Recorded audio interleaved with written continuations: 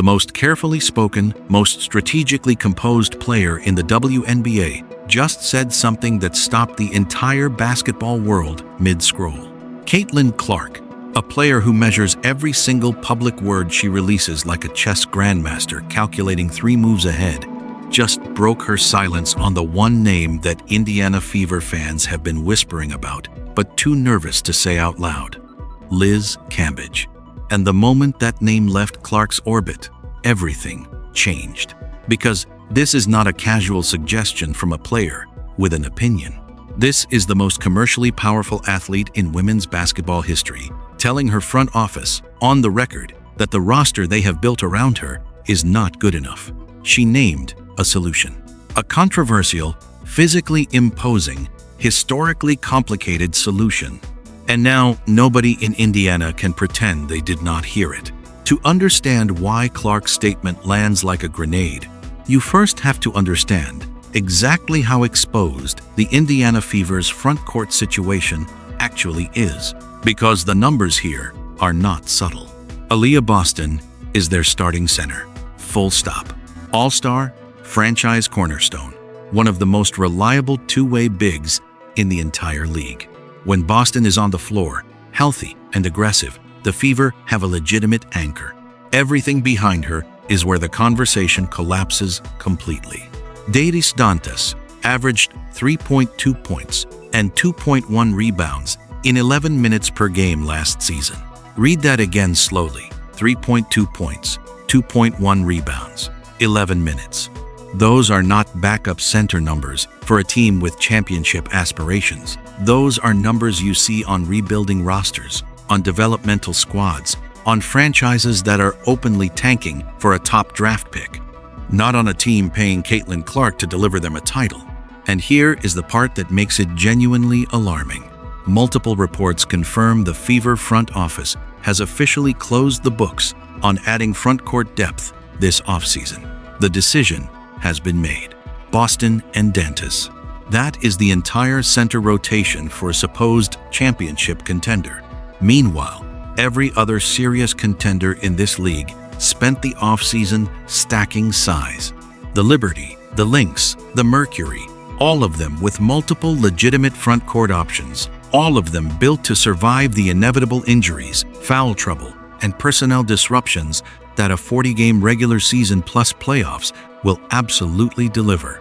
The Fever alone, the one franchise built around the most marketable player the sport has ever seen, walking into 2025 with one center and a prayer.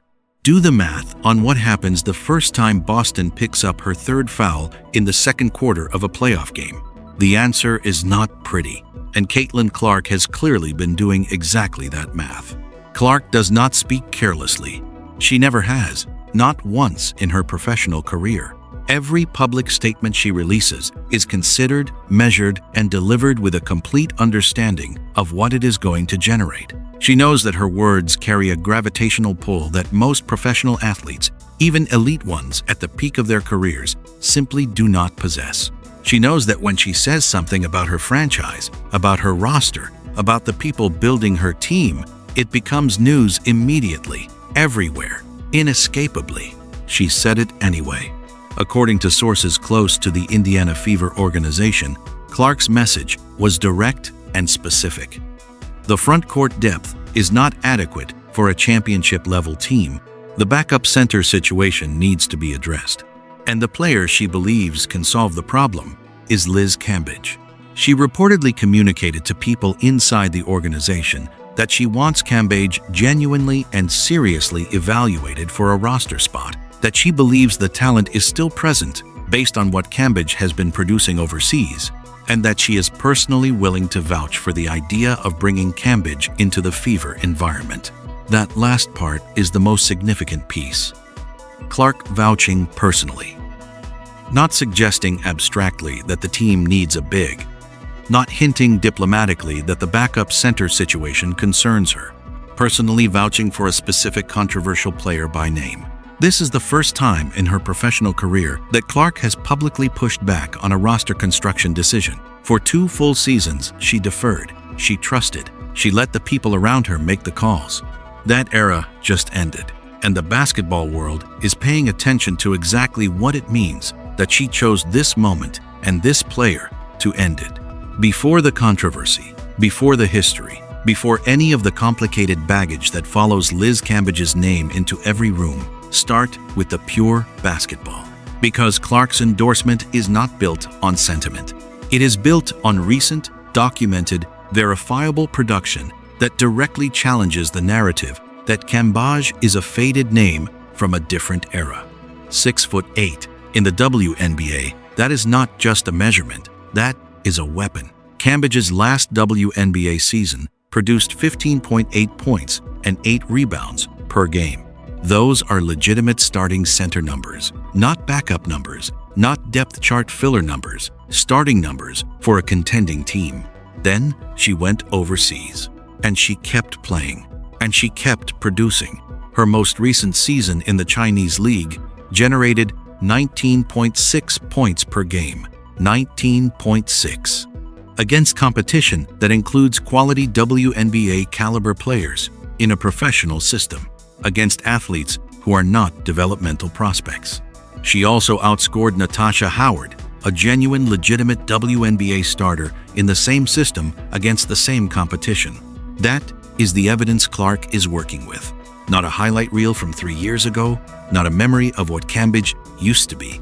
Recent, comparable, documented production that proves the talent did not disappear when she walked away from the WNBA over a pay dispute in 2022. She left because the money was not right, not because the game left her.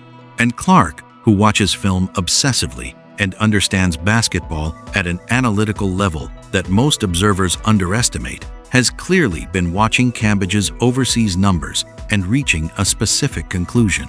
The player is still there. The body is still capable. The question was never about the talent. Clark's endorsement is powerful, but it does not erase the history, and anyone who pretends otherwise is not being honest about what the Indiana Fever would actually be taking on alongside the talent. The concerns around Liz Cambage are real, documented, and worth addressing completely before this conversation goes any further.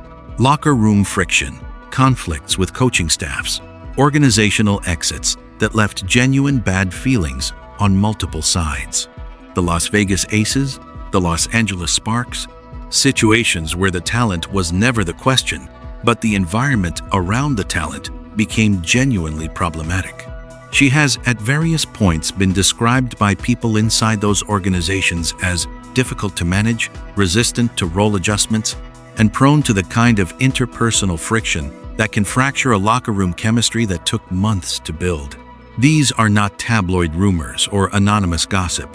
These are consistent accounts from multiple organizations across multiple seasons.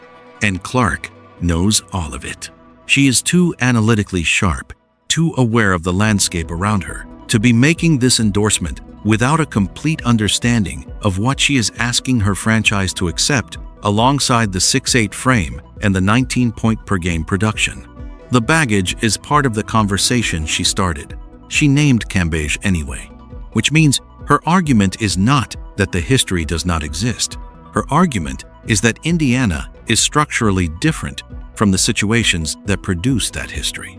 And that specific argument deserves to be examined seriously because it is more compelling than it might initially appear. The Las Vegas situation is the most instructive comparison because it started well. With Aja Wilson as the undisputed franchise centerpiece, with a winning culture and clear role expectations, Cambage initially operated within the structure. The talent showed up. The production was real. And, for a period, it worked. Then, it deteriorated. According to multiple accounts, the friction began when Cambage felt her role shrinking, her voice being diminished, her contributions being undervalued as the roster evolved around her. The specific breakdown points were about status, about perceived respect, about a player who felt she was being phased out rather than genuinely integrated. That is the version of Cambage that organizations have struggled to manage. Now examine what Indiana is actually offering. Clark is the undisputed face of the franchise. Boston is the established starting center. The hierarchy is not ambiguous, not politically complicated, not subject to interpretation. Cambage would be the cavalry, a specific, clearly defined, genuinely valuable backup role, with zero expectation of being the featured player or the organizational centerpiece.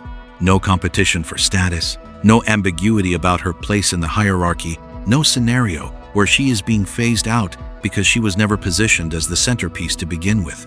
Clark is publicly advocating for her presence, which means Cambage enters that locker room with the most powerful voice in the building already in her corner.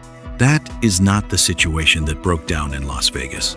That is a fundamentally different ask, and Clark's argument is that Cambage is capable of answering it. Reports suggest internal conversations within the organization reflect genuine consideration of whether this specific structure changes the risk calculation. The basketball case is compelling. Clark's endorsement is significant, but none of it matters if the financial conversation cannot be resolved, because money is specifically and explicitly why Liz Cambage left the WNBA in the first place. She was direct about it when she walked away in 2022. $1 million contracts. That was the stated demand, the publicly articulated non-negotiable line that the league was not crossing and franchises were not meeting. Cambage had options. The Chinese league was paying. Overseas basketball was viable, and she chose to walk rather than accept what she publicly described as a disrespectful offer from a league that was profiting from her presence without adequately compensating it. Here is what has changed. The WNBA's commercial landscape in 2025 looks nothing like 2022. The Clark era has generated a revenue explosion that the league has genuinely never experienced. Television deals are larger. Sponsorship money is flowing at unprecedented rates. Attendance records are being shattered across the league. The financial reality of what the WNBA can offer its players has shifted meaningfully. The specific argument being made around Cambage's potential return is straightforward. One strong season in Indiana on a championship contending team advocated for publicly by Caitlyn Clark proves the talent is current and the body is capable. And after one strong season in that environment, someone in this newly wealthy league pays the $1 million contract she has been waiting for. Indiana is not being asked to guarantee that contract. Indiana is being asked to provide the platform that makes it possible. That is a different financial conversation, and it is one that Cambage, sitting overseas reading about all of this, almost certainly recognizes as the most viable path back she has ever been offered. Strip away the drama, the financial conversation, the locker room history, and the Clark endorsement, and focus purely on basketball.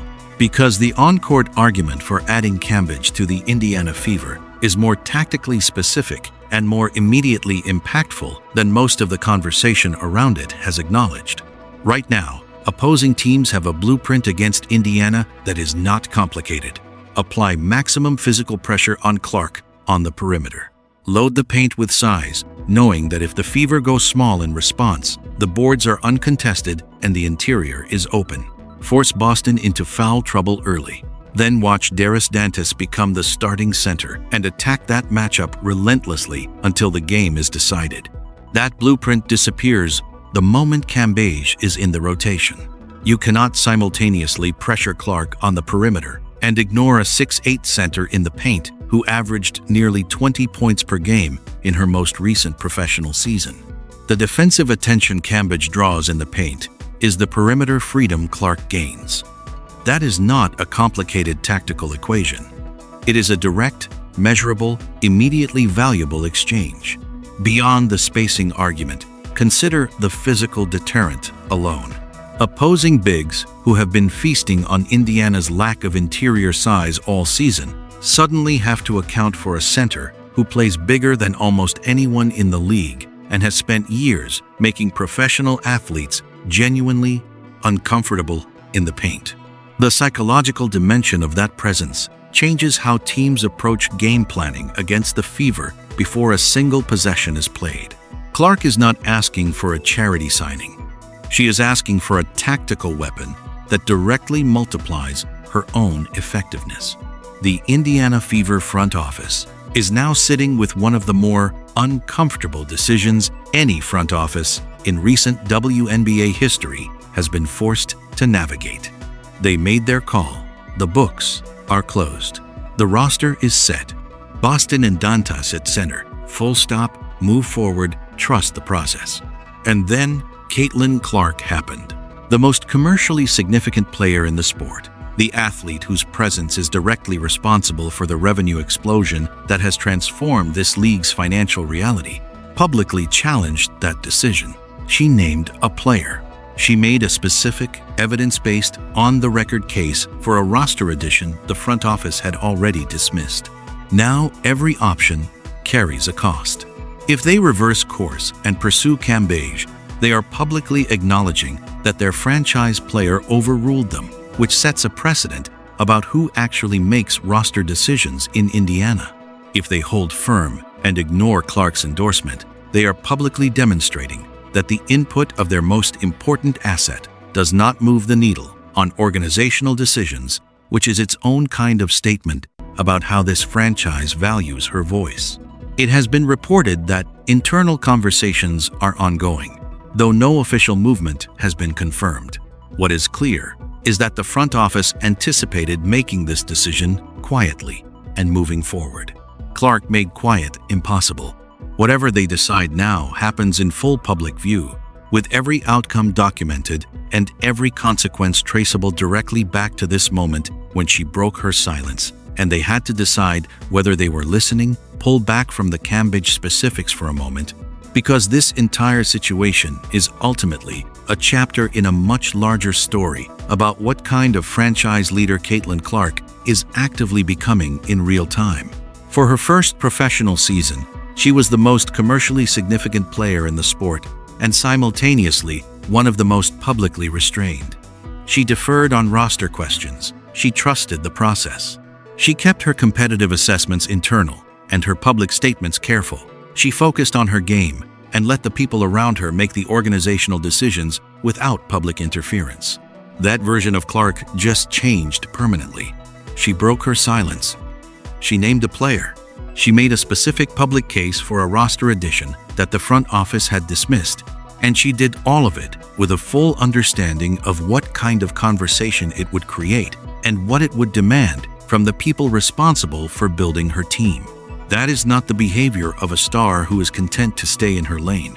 That is franchise player behavior, the kind that reshapes organizational culture and redefines the relationship between athlete and front office in ways that outlast any single roster decision. The Cambage question will be resolved one way or another before the season begins.